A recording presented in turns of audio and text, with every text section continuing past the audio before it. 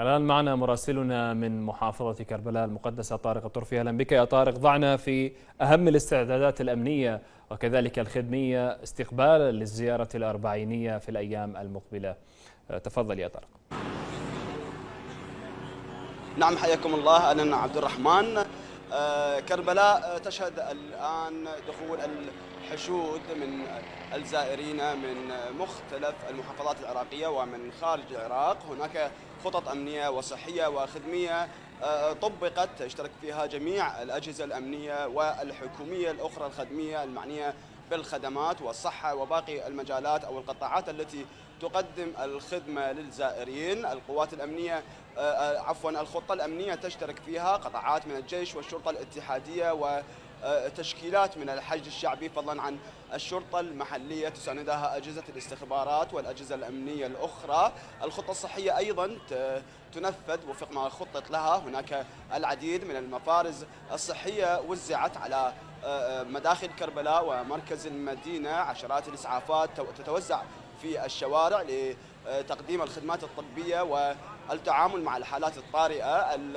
التشكيلات وفرق الدفاع المدني تساندها فرق أخرى وفدت للمحافظة من مدن أخرى تنتشر في جميع مناطق المحافظة وعلى مقربة من المواكب الخدمية للتعامل مع أي طارئ. حقيقة جميع الدوائر تنفذ خطتها وفق ما خطط لها. طيب طارق، يعني درجات الحرارة تقارب 50 درجة مئوية، هل هذه الميزة التي ربما نراها أنها سلبية تعيق دخول الزائرين إلى المحافظة وحتى عمل الفرق الصحية لإسعاف أي حالة في هذه الأجواء الحارة؟ نعم، كما هو معروف موسم الصيف وارتفاع درجات الحرارة تعيق كثيرا في تطبيق الخطط الأمنية من جانب، وأيضا تعيق سير الزائرين. الملاحظ هو أنه جموع الزائرين يعني تكون في الاستراحة في أماكن الإيواء بالمواكب الخدمية على الطرق منذ من ساعات الصباح الأولى ولغاية ما بعد الظهيرة.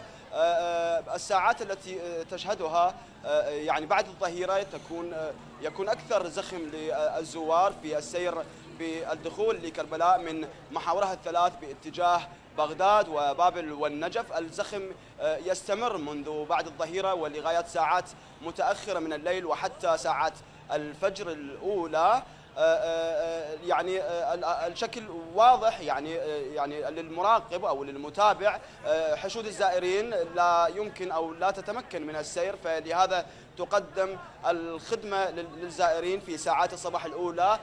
العائق الواضح الذي لا يمكن أن أحد يتجاهله هو لغاية الآن من جانب الخدمة المواكب تقدم خدمتها للزائرين، لكن هي بحاجة إلى أن توفر الطاقة الكهربائية إليها. لغاية الآن هناك قطع في الكهرباء، قطع مبرمج ولربما لساعات طويلة. هناك بعض الأماكن فيها شحة بالمياه. أيضا هناك مناشدات للدوائر الحكومية أو الدوائر المختصة لأن تهتم بهذا الجانب، لا سيما أن حشود الزائرين أو جموع الزائرين تتجمع في وقت واحد في ساعات واحدة في الصباح، وتتركز الخدمة في هذه الساعات تحتاج الكهرباء والماء بشكل أساسي. لكن باقي نعم. مجالات الخطة وصلت الصورة. جزيل الشكر لك طارق الطرفي مراسلنا من محافظة كربلاء. سنعود إليك في حال جد جديد.